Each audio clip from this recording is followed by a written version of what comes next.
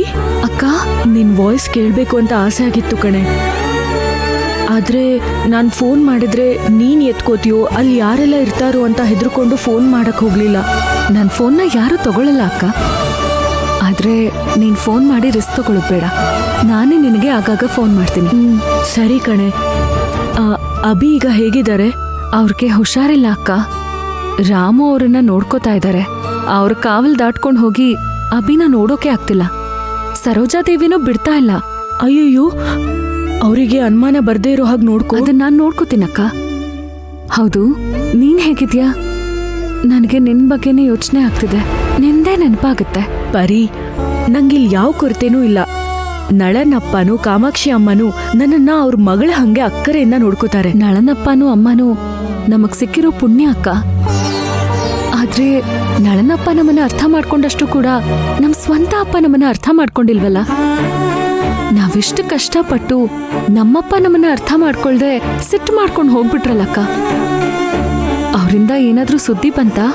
ಪರಿ, ಅದ್ರ ಬಗ್ಗೆ ಎಲ್ಲ ನೀನ್ ಯೋಚಿಸ್ಬೇಡ. ನಿನಗೆ ನಿನ್ನ ಆಸೆ ಪಟ್ಟು ಬಾಳ್ ಸಿಕ್ಕಿದೆ. ಅದನ್ನ ಖುಷಿಯಾಗಿ ಎಂಜಾಯ್ ಮಾಡು. ಅಪ್ಪನ್ ಸಿಟ್ಟು ಸ್ವಲ್ಪ ದಿನದಲ್ಲಿ ಇಳಿಯತ್ತೆ. ಆದ್ರೆ ನೀನು ಅಲ್ಲಿ ಸಂತೋಷವಾಗಿರ್ಬೇಕು, ತಿಳಿತಾ? ನನ್ನ ನೆನ್ಸ್ಕೊಂಡು ನೀನ್ ಬಾಳ್ ಹಾಳ್ ಮಾಡ್ಕೋಬೇಡ ಪರಿ. ಇಲ್ಲಿವರೆಗೂ ನೀನ್ ಮಾಡಿದ್ದೆಲ್ಲ ಸಾಕು.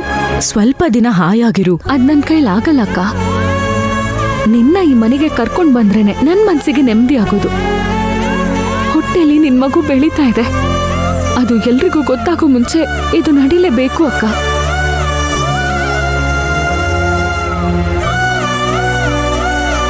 ಏನ್ ಮಾಡೋದು ಅಂತ ನನ್ಗೂ ಗೊತ್ತಿಲ್ಲ ಪರಿ. ಸರೋಜಾದೇವಿ ಹೇಗಿದ್ದಾಳೆ? ಇವತ್ತು ಇಲ್ಲಿ ಏನ್ ನಡೀತು ಗೊತ್ತಾ ಅಕ್ಕ? ಆ ಸರೋಜಾದೇವಿ ನಿನಗೆ ಏನೆಲ್ಲ ಪಾಡ್ಪಡಿಸಿದ್ಲೋ ಅದಕ್ಕೆ ಕೂಲಿಯಾಗಿ ನಾನು ಅವಳಿಗೆ ಸರಿಯಾಗಿ ತಿರುಗಿಸ್ಕೊಟ್ಟಿದ್ದೀನಿ. ಹೇ ಪರಿ, ಸರೋಜಾದೇವಿ ನಿನ್ನ ಅಭಿಯಿಂದ ದೂರ ಮಾಡಿದ್ಲು. ಅದಕ್ಕೆ ನಾನಿವತ್ ಬೆಳಗ್ಗೆನೆ ಅರ್ಜುನ್ ಕೈಯಾರೇನೆ ಅವ್ರಮ್ಮನ್ ಫೋಟೋಸ್ ಎಲ್ಲ ನನ್ ರೂಮಿಂದ ತೆಗೆಸ್ ಹಾಕ್ದೆ. ಅದೂನು ಸರೋಜಾದೇವಿ ಕಣ್ಮುಂದೆನೆ. ಖಂಡಿತವಾಗ್ಲೂ ಸರೋಜಾದೇವಿಗೆ ಅದು ನೋವಾಗಿರುತ್ತೆ. ನಿನಗ್ ನೋವಾದ ಹಾಗೇನೆ ಅಕ್ಕ. ಏನೇ ಹೇಳ್ತಿದ್ಯಾ? ಯಾಕೆ ಆ ಮನೆಗೆ ಹೋದಾಗಿಂದ ತೊಂದ್ರೆ ಮೈ ಮೇಲೆ ಎಳ್ಕೋತಿದ್ಯಾ? ಇನ್ನೂ ಮುಗ್ದಿಲ್ಲ, ಕೇಳು. ಈ ಮನೆಗೆ ನೀನ್ ಬಂದಿದ್ದಾಗ ನಿನ್ನೆ ಡೈನಿಂಗ್ ಟೇಬಲ್ ಮೇಲೆ ತಿನ್ನೋಕ್ ಬಿಡ್ದೆ ಪ್ರಶ್ನೆ ಮೇಲೆ ಪ್ರಶ್ನೆ ಕೇಳಿ ಅವಮಾನ ಮಾಡಿದ್ರು ಅಂತ ಹೇಳಿದ್ದೆ ಅಲ್ವಾ? ಅದಕ್ಕೆ ಸೇಡಾಗಿ ಬೆಳ್ಳಿ ತಟ್ಟೆಲಿ ಊಟ ಮಾಡಿ ಬೆಳ್ಳಿ ಲೋಟದಲ್ಲಿ ನೀರ್ ಕುಡಿಯೋ ಸರೋಜಾದೇವಿನ ನಾನಿವತ್ತು ಮಣ್ಣಿನ ತಟ್ಟೆಲಿ ತಿನ್ನೋ ಹಾಗೆ ಮಾಡ್ದೆ ಅಕ್ಕ. ಅದನ್ನ ನಾನು ಫೋಟೋ ಕೂಡ ತಗೊಂಡೆ, ನಿನಗೆ ಕಳಿಸ್ತೀನಿ ನೋಡು.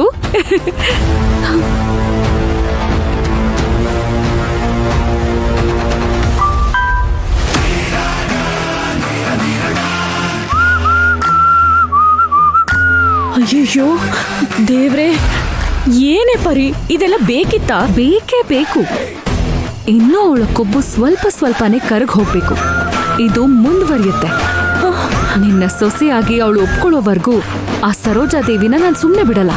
ಏಯ್, ಈಗ ಹೇಗೆ ಇಷ್ಟೊತ್ತು ಫೋನಲ್ಲಿ ಮಾತಾಡ್ತಿದ್ಯಾ? ಅರ್ಜುನ್ ಇಲ್ಲಿ? ಇವತ್ತು ನಮ್ಗೆ ಫಸ್ಟ್ ನೈಟ್ನ ಅರೇಂಜ್ ಮಾಡಿದ್ರು. ಕಂಗ್ರ್ಯಾಚುಲೇಷನ್ಸ್. ನೀನ್ ಬೇರೆ ಅಕ್ಕ, ನಾನೇ ಅದು ನಡಿಬಾರ್ದು ಅನ್ಕೋತಾ ಇದ್ದೆ. ಆದ್ರೆ ಅದನ್ನ ಅರೇಂಜ್ ಮಾಡಿದ ಸರೋಜಾದೇವಿ ಮನ್ಸನ್ನ ಆ ಸುಭದ್ರ ಏನೋ ಒಂದ್ ಮಾತಾಡಿ ಕೆಡ್ಸಿದಾಳೆ. ತಕ್ಷಣ ಸರೋಜಾದೇವಿ ಸುಮ್ನೆ ಎಚ್ಚರ ತಪ್ಪಿರೋ ನಾಟಕ ಮಾಡಿ ಅರ್ಜುನ್ನ ಅವಳ ರೂಮಲ್ಲಿ ಇರೋ ಹಾಗೆ ಮಾಡಿದ್ಲು. ಈಗ ಅವನು ಅಮ್ಮನ್ ರೂಮಲ್ಲಿದ್ದಾನೆ, ನಾನು ಇಲ್ಲಿ ಫಸ್ಟ್ ನೈಟ್ ರೂಮಲ್ಲಿ ಒಬ್ಳೆ. ಏನೇ ಇದು ಹೀಗೆಲ್ಲ ನಡೀತಿದೆ? ನನಗೆ ಹೆಲ್ಪ್ ಮಾಡಕ್ ಹೋಗಿ ಅರ್ಜುನ್ಗೆ ಶಿಕ್ಷೆ ಕೊಡ್ಬೇಡ ಪರಿ. ನನ್ ಮನ್ಸಿಗೆ ತುಂಬಾ ನೋವಾಗ್ತಾ ಇದೆ. ನನಗೂ ನೋವಾಗ್ತಿದೆ ಅಕ್ಕ. ಆದ್ರೆ ಅವನು ನನ್ ಮೇಲೆ ಎಷ್ಟೇ ಸಿಟ್ ಮಾಡ್ಕೊಂಡ್ರು ನಾನದನ್ನ ಸರಿ ಮಾಡ್ಬೋದಕ್ಕ. ಆ ನಂಬಿಕೆ ನನಗಿದೆ. ನಾನ್ ಅಭಿ ಮೇಲೆ ಎಷ್ಟ್ ನಂಬಿಕೆ ಇಟ್ಟಿದ್ನೋ ನೀನು ಅರ್ಜುನ್ ಮೇಲೆ ಇಟ್ಕೊಂಡಿದ್ಯಾ. ಈ ಪ್ರೀತಿ ಶಾಪನ ವರನ ಗೊತ್ತಿಲ್ಲ ಪರಿ. ಅದು ವರವಾಗಿದ್ರೆ ಸಂತೋಷವಾಗಿರೋಣ, ಶಾಪ ಆದ್ರೆ ಅದನ್ನ ಹೇಗಾದ್ರೂ ವರವಾಗಿ ಬದಲಾಯಿಸೋಣ. ಒಟ್ನಲ್ಲಿ ಆದಷ್ಟು ಬೇಗ ನಮ್ಮಿಬ್ರ ಲವ್ವನು ಗೆಲ್ಲತ್ತೆ ಅಕ್ಕ. ಸರಿ ಕಣೆ, ನೀನ್ ಮಲ್ಗು. ಪಾಪ ಮದ್ವೆ ಕೆಲ್ಸದಿಂದ ಟಯರ್ಡ್ ಆಗಿರ್ತೀಯ. ನೀನು ಮಲ್ಗು ಅಕ್ಕ. ಅದೇನೇ ಇದ್ರೂನು ನಾನು ಅಪ್ಡೇಟ್ ಮಾಡ್ತಾ ಇರ್ತೀನಿ. ಅಲ್ಲಿ ನೀನ್ ನೋಡಿದ್ರೆ ಸಿಕ್ಕಿರೋ ಬದುಕು ಬೇಡ ಅಂತ ಕೂತಿದ್ಯಾ.